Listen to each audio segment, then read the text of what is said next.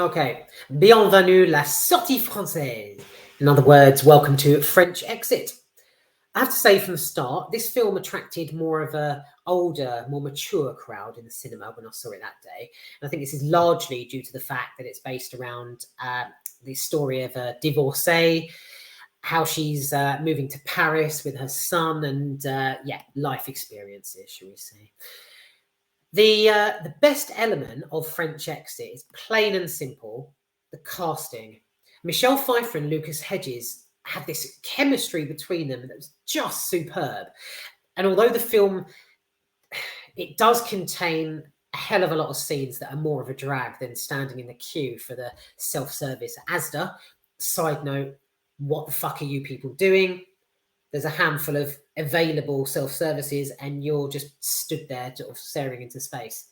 Move your fucking asses. Side note done. Yeah, the chemistry between Michelle and Lucas is superb. It's the leading lady and gent who just run this and deliver performances that are so mellow that I actually felt myself drawn in to their story, however much it did drag. So yeah, I think how Malcolm, the character, how he stares at his mother whenever she drops just a one-liner that's dripping with sarcasm or is just vindictive, it's just hilarious. It's absolutely brilliant. I cannot fault the idyllic blend of chemistry and dry wit between the pair. Fantastic. And like an easily digestible satire, I didn't need car chases or carnage, military giving briefings on impending disasters or dangerous stunts, to be able to appreciate this story and its characters. How the film was written was good enough. It was decent, it was heartfelt, and at times quite warming, opening up the sort of, raw human emotions and what Francis is actually going through at the time of their move to Paris.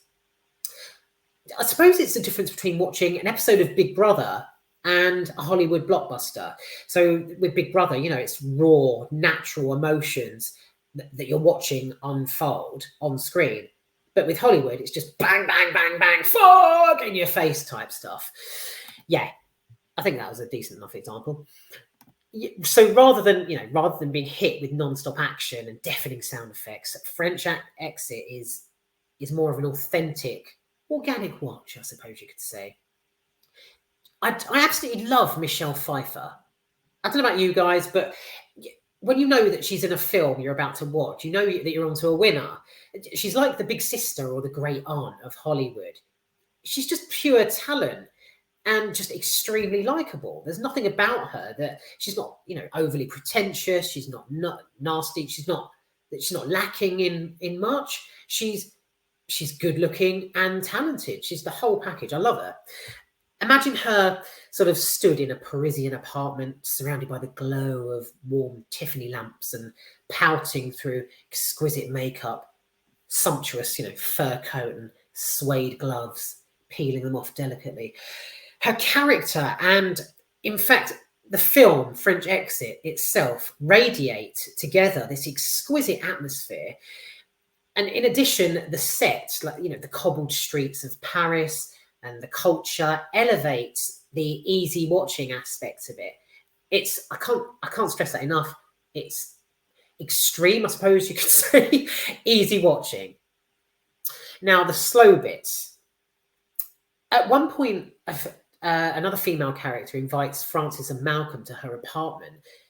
She invites them over for drinks, but this scene this scene acts as the brakes on the entire film, because there comes a point where she reveals that she's met Francis before, and there was a sort of connection with their close contact. But God, it just goes on and on. The scene really drags, worse than the Asda self-service.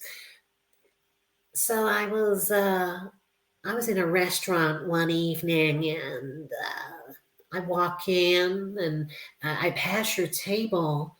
I noticed that you were sitting there enjoying your party, and the waiter brought you a drink, and when you tossed it aside, you said, "This is not a dry martini," and I.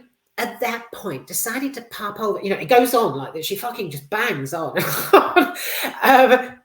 Oh God, yeah. She's like, you look right through me, and that bit that struck a nerve because what she's talking about does make sense, and it really is quite organic. How she's the actual backstory of how she met her, but good God, it completely it dragged.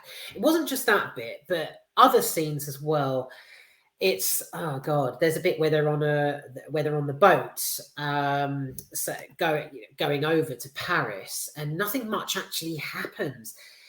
The chemistry again between the actors is fantastic, but it's acts as more of some sort of reality show about a glamorous housewife who is relocating from New York to Paris, and how one episode is centered around the onboard antics of this boat.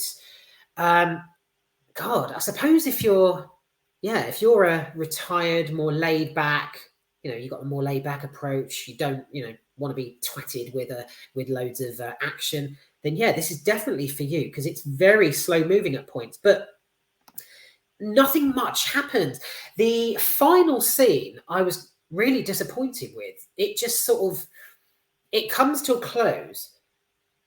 But as Michelle's character just walks off down a street, I'm like, well, is that it then? Is that it? Was that great?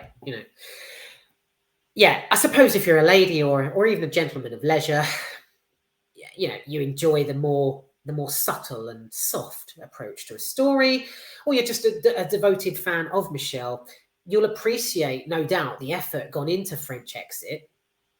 But otherwise, it's just plain normal. So, yeah, the chemistry, the actors, as I've banged on about, superb. The story itself just meanders and veers its way round and round. It sort of gets lost, almost a bit like the streets in Paris, really. It's they just sort of, it just carries on going. That's it. So yeah, I've given up by the end. I think I remember a guy actually in the audience. He was sat right in front of me, and I think there was a point where the scene was so mellow and it was just going along that I just, when you zone out, this guy suddenly, all of a sudden, oh fuck! It just completely jolted me awake. Well, I was awake, but it completely took me by surprise. God knows what he found funny, but he was one of those guys that was like, oh, that was hilarious. It was hilarious, everyone. Yeah. No, not from my point of view. Sorry. So yeah, I think French Exit, it could have been condensed into a daydream sequence, if you know what I mean, of a character in a different film who sits describing the events that lead up or led them to be where they are now, if that makes sense. So this whole film could have been that. In a different film, someone's describing how they ran away from something or they left a relationship. Daydream sequence, this could have been it, really. Didn't really warrant being up on the big screen for too long.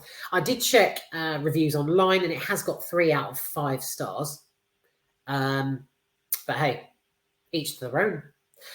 So yeah, cashmere gloves, suede sofas, and softly lit lounges draped with tasseled curtains, Parisian apartments. If you like that sort of exquisite setting, and you also enjoy the on-screen chemistry between 2 fantastic performers, this is definitely the film for you. It was the film for me, but by the end, it also wasn't the film for me, really. I wouldn't watch it again, purely because of how it just waffles and waffles and waffles along. Yeah, no, it's not overly exciting or gripping at all. Right, that's it from me. I'm going to make a very swift French exit, or a very swift British exit. I wonder if I've still got my French À la fin de la yeah, I used to work abroad and I picked up the language pretty well. Mais à la fin de la saison, je parle français avec l'accent parfait. I'll let you work that one out. Thanks for watching. End of